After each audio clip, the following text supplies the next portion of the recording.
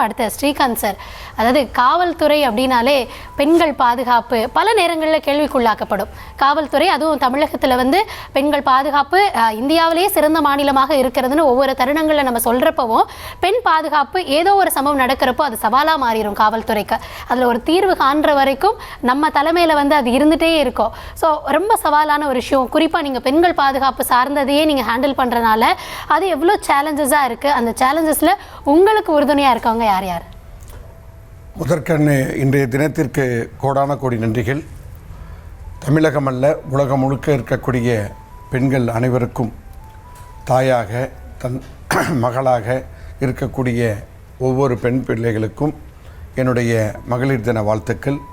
அதேபோல் நான் வகிக்கக்கூடிய இந்த காவல்துறையின் அங்கம் வகிக்கக்கூடிய உயரதிகாரிகள் முதல் கடைக்கோடி காவலர்கள் வரை பெண்கள் இருக்கக்கூடிய என் உறவாக கருதி அவர்களுக்கும் மகளிர் தின வாழ்த்துக்களை தெரிவிப்பதோடு, நாங்கள் 6 பேர்களை நேர்காணல் செய்கிறீங்க.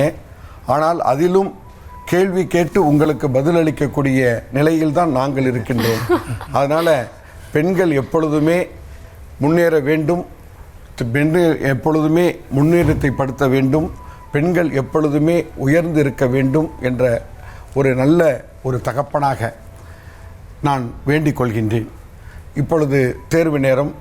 பெண் பிள்ளைகள் ஒவ்வொரு ஆண்டும் அதிக மதிப்பெண் எடுத்து பெற்றோர்களுக்கல்ல இந்த தமிழ்நாட்டிற்கு தமிழக கல்வித்துறைக்கு பெயரெடுத்து தருவதே பெண் பிள்ளைகள் தான். ஆனால் ஆண் பிள்ளைகளை நாம் குறைவாக சொல்ல வேண்டாம். ஆண் பிள்ளைகளுக்கும் பங்களிப்பு இருக்கிறது. ஆனால் ஒரு தந்தையாக நான் சொல்கின்றேன், பெண் பிள்ளைகளை யாரெல்லாம் பெற்றிருக்கின்றார்களோ அந்த பெற்றோர்கள் கொடுத்து வைத்தவர்கள், மகாலட்சுமிகள். நம் வீட்டிலும் மகாலட்சுமிகள், சென்ற இடத்திலும் மகாலட்சுமிகள். பெற்றோருக்கு பிற்காலத்தில் வயதான காலத்தில் நிரந்தரமான ஒரு உணவு உண்டு என்றால் பெண் பிள்ளைகளை பெற்றிருக்கக்கூடிய பெற்றோர்களுக்கு அது ஒரு வரப்பிரசாதம். எனவே பெண்களை மதிக்க வேண்டும் என்பதற்கு நான் வகிக்கக்கூடிய துறை இந்த காவல்துறையில் இன்று ஏன் சீருடையில் வந்திருக்கின்றேன் என்றால், உங்களுடைய இந்த தொலைக்காட்சி நியூஸ் தமிழ் தொலைக்காட்சி உலகம் முழுக்க இன்று மகளிர் தினம் கொண்டாடக்கூடிய தருவாயில் நம் தமிழகம் என்பது, நான் காவல்துறையினுடைய அங்கமாக பெருமையாக கூறுவது, நாங்கள் எல்லாம் குக்கிராமத்தில் கூலி தொழிலாளியாக விவசாய குடும்பத்தில் பிறந்த 90-93 தான் முதல் பட்டதாரி நான். ஆனால் இன்று பெண்கள் மற்றும் குழந்தைகள் சிறார் குற்றத்தடுப்பு பிரிவினுடைய ஏடிஎஸ்பியாக இந்த இடத்தில் வருவதில் விட நான் தந்தையாக கையெடுத்து வேண்டிக் கொள்கின்றேன், பெற்றோர்களிடம் வேண்டிக் கொள்கின்றேன். உங்கள் பிள்ளைகளை சீரான முறையில் பார்த்து கொள்ளுங்கள். உங்கள் பெண் பிள்ளைகளை கவனமாக கையாளுங்கள். பெண் பிள்ளைகள் அதிக தொழில்நுட்பம் உள்ள அலைபேசிகளை அவர்கள் பயன்படுத்தும் பொழுது சரியாக கண்காணியுங்கள். ஆண் பிள்ளைகளையும் சரியான தடத்தில் செல்கின்றார்களா இல்லையா என்பதை ஒரு முறைக்கு 2 முறை நான் அதிகாரியாக அல்ல தந்தையாக கேட்டுக்கொள்கின்றேன். ஏனென்றால் நம் தலைமுறை கடந்துவிடும். ஆனால் நம்மளுடைய பெயரை நிலைநிறுத்தக்கூடிய அடுத்த தலைமுறையாகிய நம் பிள்ளைகள் உயர்ந்து இருக்க வேண்டும். அவர்கள் தலைமுறை சிறந்திருக்க வேண்டும். இப்போ கல்வியாளர் சொன்னாங்க, அன்பு சகோதரர் பாலாஜி என்ன சொன்னாங்க, அன்பு சகோதரர் தன்னுடைய தாயை ஒரு வீட்டிற்குள்ளாக வாசல் புறம் வழியாக கூட செல்ல முடியாத காலத்தில் இன்று உலகம் கடந்து ஆஸ்திரேலியாவின் கடல் கடந்து வெற்றி பெற்ற மகனாக இருக்கின்றார்கள். அதுபோல் இராணுவத்தில் அதாவது உச்ச மனிதனே வாழ முடியாத பகுதியில் தன்னுடைய இளமையை இழந்திருக்கின்றார்கள். அதேபோல் கல்வித்துறை பல் மருத்துவத்துறையில் இன்று ஒரு டீனாக இருக்கின்றார்கள் என்றால் இந்த 6 பேருக்கும் ஒரு தாய் என்ற ஒரு கரு இருந்தது. இந்த 6 பேரையும் சுமந்த வயறு ஒன்று இருந்தது. இப்பொழுது இந்த 6 பேரும் ஆண் மகன் என்று நிரூபிக்கக்கூடிய ஒரே இனம் என்ன என்றால் அதுதான் பெண் இனம். அந்த இனம் வாழ வேண்டும், வளமோடு இருக்க வேண்டும், நலமோடு இருக்க வேண்டும், சீரும் சிறப்புமாக இருக்க வேண்டும். இந்த தமிழகம் அமைதியான மாநிலம்.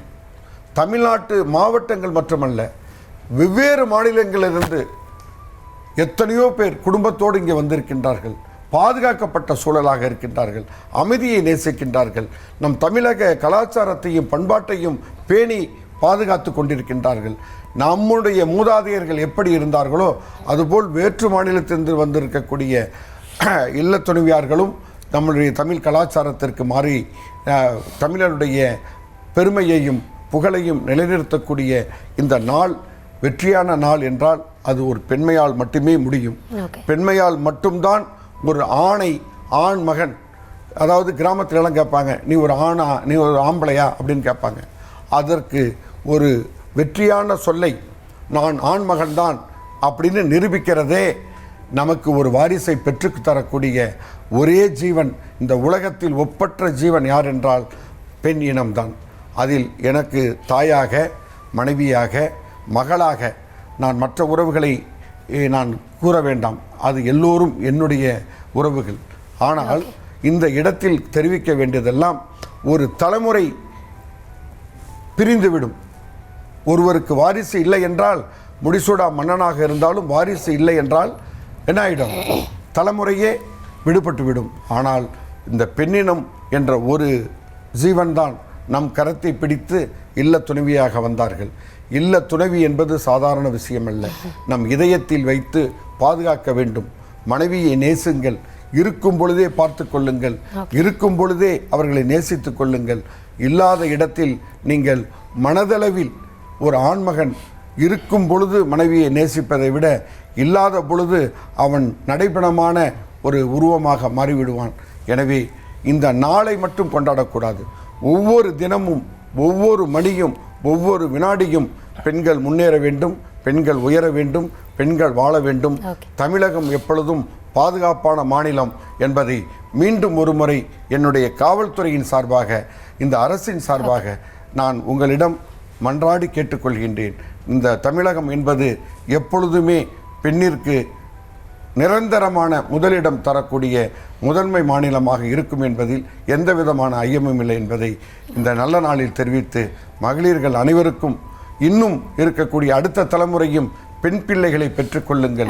அப்பொழுதுதான் உங்களுக்கு ஒரு உரிதான மரியாதை கிடைக்கும் என்பதை நல்ல நேரத்தை தெரிவிப்பதில் மகிழ்ச்சி கொள்கின்றேன். ஓகே, ஆனால் இன்னைக்கு நீங்கள் வாழ்த்தோடு சேர்ந்து சொல்லியிருக்கீங்கல்ல, இதை பார்க்குற பசங்க எல்லாம் வந்து உங்கள் மேலே கோவப்பட போகிறாங்க கொஞ்சம். இருந்தாலும் ரொம்ப ஸ்வீட்டாக பெண்கள் எவ்வளோ முக்கியம், அவங்களுடைய அந்த உணர்வுகள் அது எப்படி இருக்கும் டுவர்ட்ஸ் பேரண்ட்ஸ் அப்படின்றத அருமையாக சொல்லியிருந்தீங்க.